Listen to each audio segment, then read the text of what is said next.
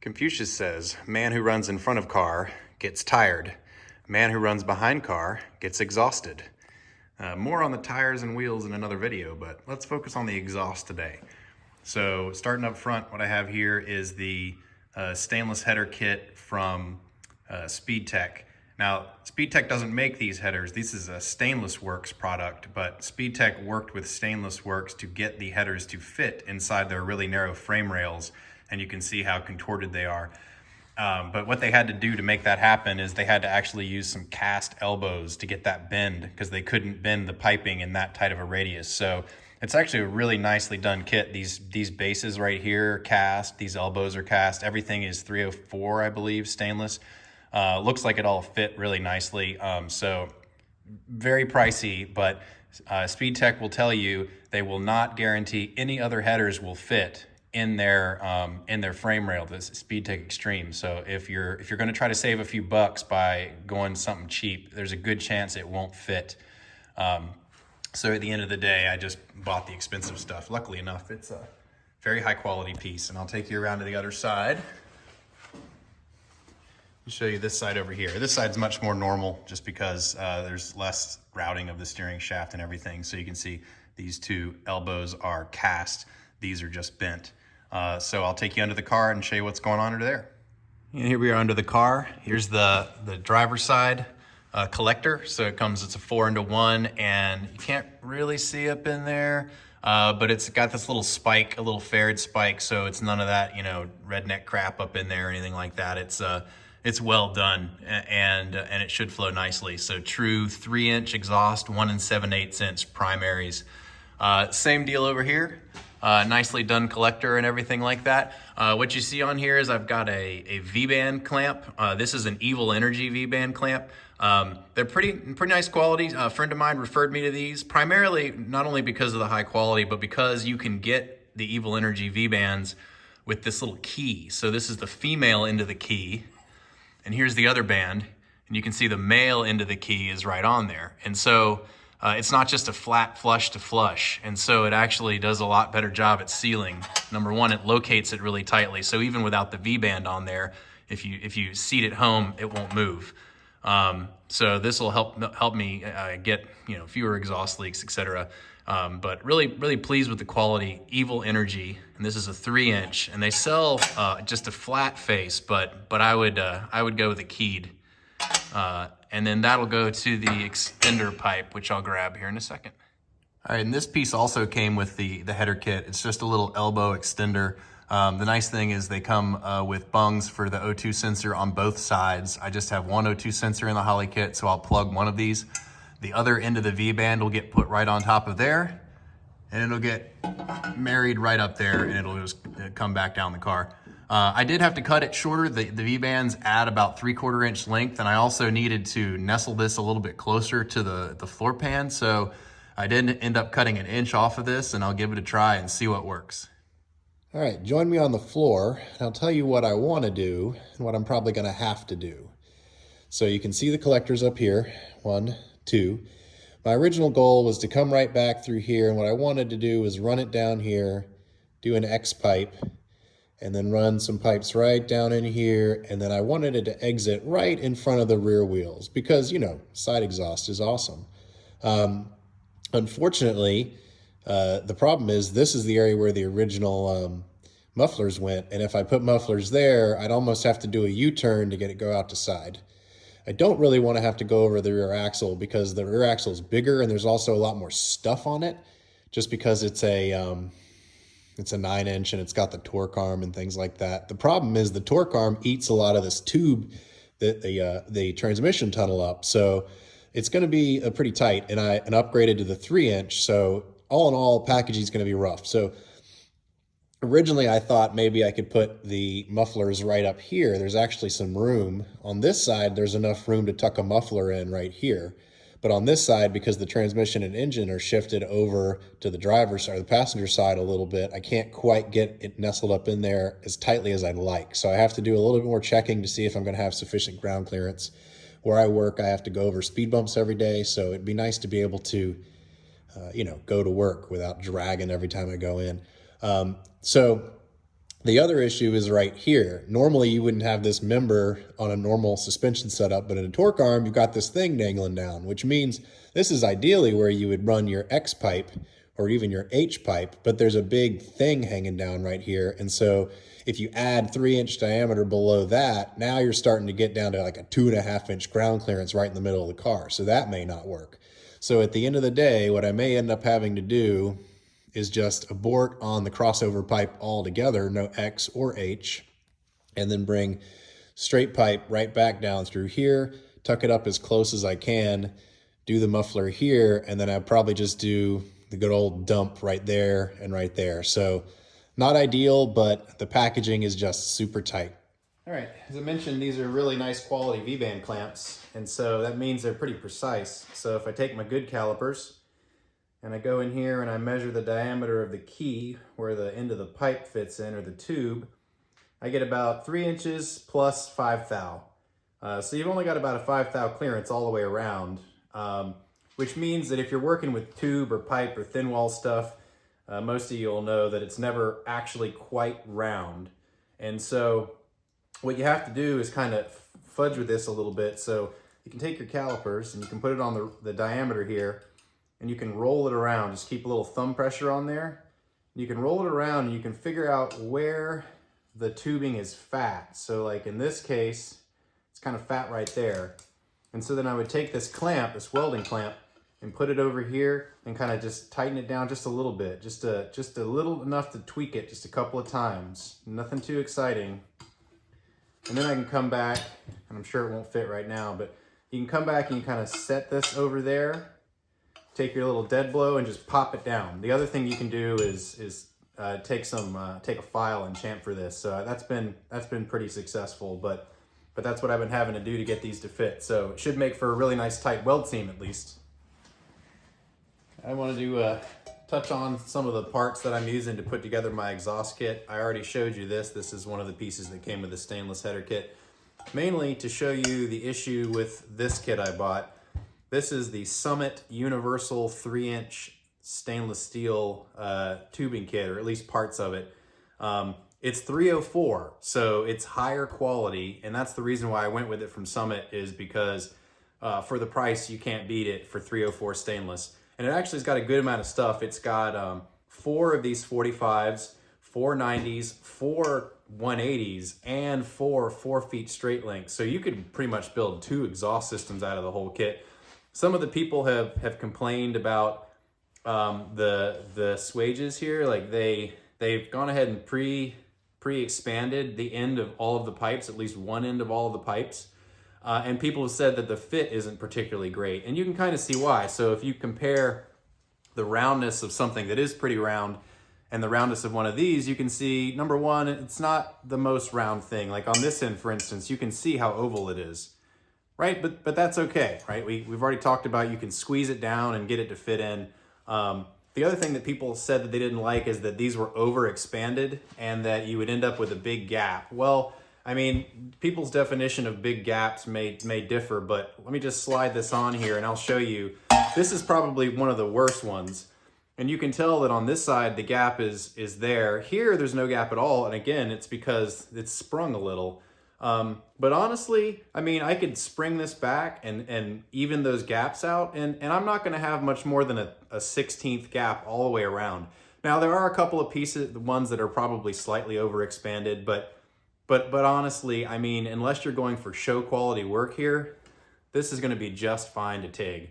I'm not so proud that I'm going to cut these off and I'm going to butt-to-butt weld. If I can make one of these expansion joints work and I can just do a simple TIG all the way around and not worry about it, that's what I'm going to do.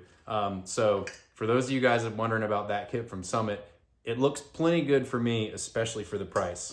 Now just a second on the mufflers. I'm going with the Borla Pro XS muffler, mainly because when I drove my first Camaro 2001 Chevy SS, it had Borla exhaust on it, and I still to this day remember driving that car back in high school and thinking this is the coolest sounding car ever. So I've always wanted Borla mufflers. It's a straight through glass pack sort of design. And I've got the center and offset to help me fit it under the car. So anyways, that's more of just a choice on your own, but I always wanted a car with Borla mufflers, so that's what we're gonna do. Here's a quick tip most of y'all probably already know, but I'll tell it anyways. To make dump tubes, or if you turn it on its sideways, a nice side exhaust, all you gotta do to get that nice little teardrop is just take something that already has a bend. Like in this case, I had 4 U-tubes that were gonna go over the axle, not using any of them. And that came right from that. All you had to do was set it up, in my case, on the chop saw at the right angle, cut it down. It's really to your flavor. Instant dump tube. So looks semi-professional. Welcome back to the floor. I've got it all mocked up. Everything's tacked in place. You can see that I wasn't able to figure out how to get the cross pipe or H or X pipe, anything in there, just because it was going to be too low. I dropped the car down on the ground and measured the ground clearance and everything, and it just wasn't going to work out. So I could come back across with an offset, sort of smaller diameter H pipe in there at some point. So maybe I'll do that if I just don't like how it sounds or something. But as I said, I got my straight pipes back, the jog over to get them as close to the torque arm as possible. And they run straight back, trying to make as much use of that transmission tunnel as available into those mufflers right there. And I got them emptying into 2 dumps that exit just in front of the rear end with a little turn down that I showed you how to make just a second ago. So I'm gonna do a couple of hangers right here and a couple of hangers back here. I need to order a couple of hangers, but for the most part, only other modification I need to do is that these need to get tucked a little bit tighter up in there. And so I'm gonna have to use a medium-sized persuader right there in the footwells where the rear seat footwells are. So I'm gonna come in here and massage it right there underneath the tube and on this side as well, just to provide a little bit more room for that pipe. And then once I get it just so, I'll go ahead and mount the hangers. But in the meantime, I should be able to go ahead and seam weld all of this. So maybe I'll get some shots of that. All right, it is colder than a witch's fridge out here. Anyways, I am set up under the car for this welding thing, mainly because it's winter and space in the barn is at a premium. But I'll go through what my setup is. Just a forewarning, as I've said before, I'm not a professional welder. I'm not even a particularly great welder, but I'm gonna use all the tricks in the book to try to make these welds work out since they're on stainless. So what I got here is the first thing I'm gonna try to seam weld. Those are the tacks from earlier. I've already hit them with a stainless steel brush to clean them up. I've used some Scotch-Brite to clean up where I'm gonna weld, which is right along here, all the way around between the V-band clamp and the original pipe. Then I cleaned it up with some acetone, just wiped it around. And then obviously, I would like to back purge to keep the sugaring or the scale from happening inside. So I've got here is a line running to a second argon bottle and a second regulator. Liberated some tin foil from the kitchen. Just run the line through a tin foil ball and that'll get shoved into this opening. And I'm gonna turn that on at like 10 CFH, and I've got the welder at like 25. That way there's a little bit of pressure differential so that the argon inside isn't kind of fighting and blowing away the shielding gas from outside. This is a slip fit, so there shouldn't be a lot going on anyways. On the other end, I've got some of this foil back tape on each one of the primaries covering it up. And I've poked a hole in this one that's the furthest up to the top, mainly so that there's no pressure building up inside this that will blow out my weld. Another thing to keep in mind is argon is heavier than air. So if you have a piece you're welding and you put this piece below the exit point, then you have a better chance of getting shielding. If I had elevated this up and left this exit hole at the bottom, then it would be struggling to force out to exchange the air with the argon. So now it's gonna fill it up like you're just pouring water into this thing. And then there's tons of videos online about how to weld stainless. I'm not gonna go into the details, but you can see my setup right here. I have a number 12 gas lens. It just happens to be Pyrex. I haven't had a problem seeing. So that's just the kit that I bought, came with it. And I'm gonna just work around this, try to go as fast as I can to keep the heat from building up at the part. But again, I'm not a super great welder, so we'll see how it turns out.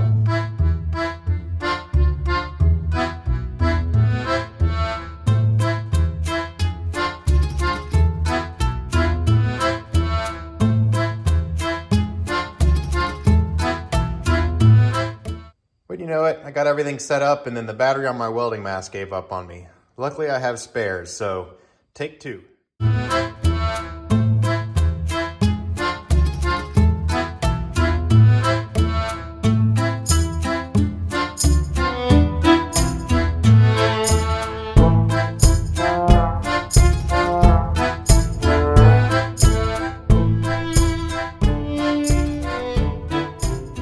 Let's do a quick weld post-mortem. Lesson number one is don't get lazy and just hang your TIG torch on the back of your chair, because I promptly knocked it off and shattered my Pyrex TIG cup. So that's why I cut the video part of the way through, because I needed to clean up all the glass. Anyways, point noted, don't be lazy. But as far as the weld went, it was a learning process. So I'll start with the good part. So you can see, oh, let me bring it here. All right, you know, there's some color that's allowed, not too bad. I sacrificed consistency of the dab for speed, just to try to keep from going too hot. Here's where I started, and I started with a smaller filler wire, and that wasn't enough filler wire. So I may actually go back in there and go over that with a second pass. And then the other point I learned right around here, you can see right here, like that's what it should look like or can look like. This gray area, I know exactly what happened here. I had my torch angle too steep, and the shielding gas was being pushed forward into the weld. But the problem is the back side of the weld was being uncovered by the gas because of the torch angle before it had completely cooled. And so that's why I've got that sort of gray, grainy look to it. So again, point noted, I'll try to make it better on the rest of them. And that piece right there in the middle of the shot is where I went back into the second pass. So you can tell it looks much better. Definitely getting the learning curve up there. And then we'll take a quick, turn the light off and take a quick look around the inside. Yeah, except from that spot right there and that spot right there where the tack was, everything looked good. So I think my back purge was fairly successful. Sometimes I struggle under the weight of my own genius. So what I have done here is taken my engine stand, and I was trying to figure out how I was going to make it easy to go weld all the way around this with all this piping attached. So what I did was took the arms from the engine stand and made two that were closer together that kind of hold the muffler vertically, and then two on the bottom side. You can flip that whole head upside down and made it wider so the muffler would sit flat. So now I can actually just flip it and get it at the quarters. So there's some ingenuity for you.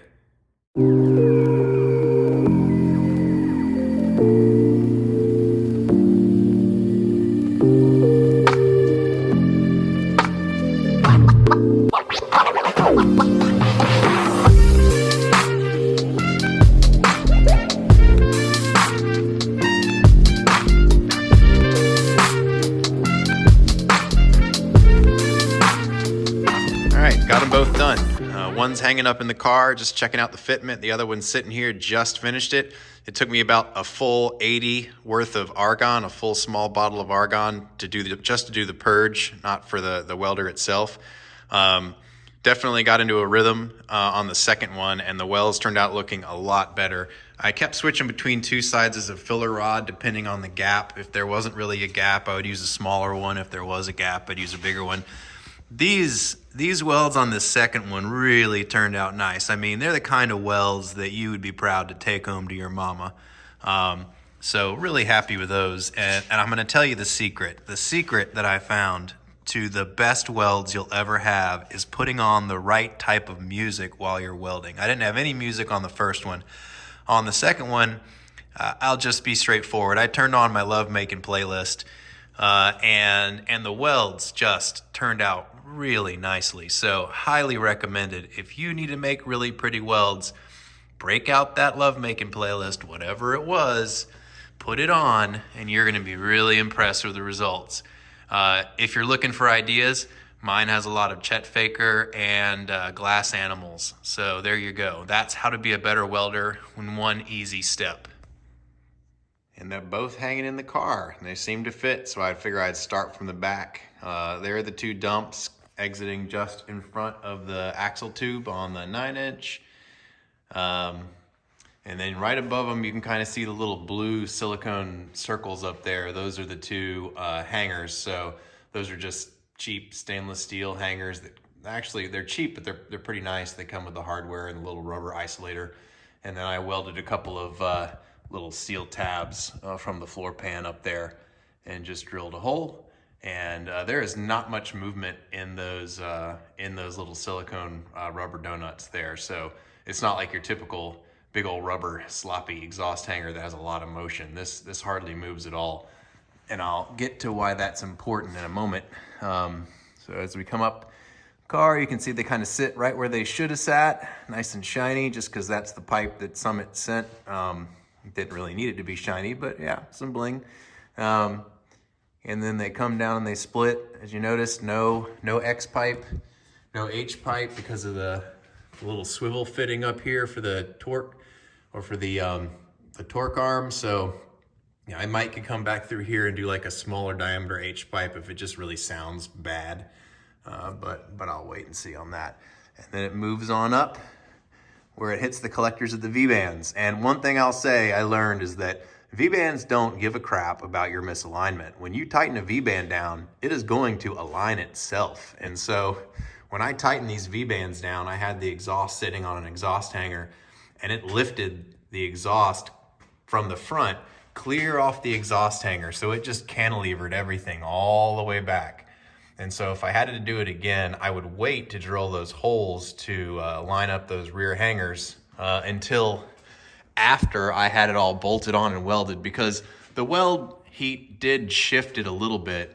More than anything, it actually shrunk it. It shortened both by about 1/2 inch. And so I ended up having to bend these tabs inward a little bit or towards the front of the car so I can make it work out. So next time I'll wait to actually do these tabs until the exhaust is fully welded. But anyways, I think it turned out all right. Hopefully it sounds awesome.